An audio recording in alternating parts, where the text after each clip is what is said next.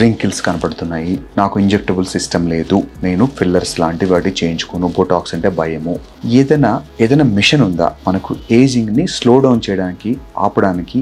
మనకు ఏజింగ్తో పోయే collagen, usual ఏజింగ్తో collagen తగ్గిపోతుంది ఫేస్లో. ఈ కొలాజన్ తగ్గించి మళ్ళీ ఈ ఫోల్డ్స్ అంటాం, నాసిలోబియల్ ఫోల్డ్స్ అంటాం, ఈ 2 ఫోల్డ్స్ ఏజింగ్లో తెలుస్తూ ఉంటాయి. ఈ 2 ఫోల్డ్స్ డీప్ అవుతూ ఉంటాయి ఏజ్తో పాటు. వీటికి ఏదైనా ట్రీట్మెంట్ ఉందా? హాస్పిటల్కి నేను ప్రతిసారి రాలేను, ఇయర్కి ఒక 2-3 సార్లు రాగలుగుతాను. But same time down time, నాకు మళ్ళీ త్వరగా నేను వర్క్కి వెళ్ళిపోవాలి, సో నాకు మళ్ళీ చేసినట్టు కూడా తెలియకూడదు. ఇది చాలా మందికి టిపికల్గా అడిగే క్వశ్చన్స్. ఇది సర్జరీ అంటే భయం. సో ఈ అన్నిటికీ ఒక సింగిల్ అద్భుతమైన టెక్నాలజీ ఉంది, హైఫూ అంటారు. దీంట్లో కొన్ని కొత్త డివైస్ వచ్చాయి. అల్ట్రా కన్ఫార్మర్ అనేది హైఫూలోనే లేటెస్ట్ డివైజెస్. ఇవన్నీ కూడా high intensity focused ultrasound HIFU అంటే ఇది ఎవరికి చేసుకోవచ్చు?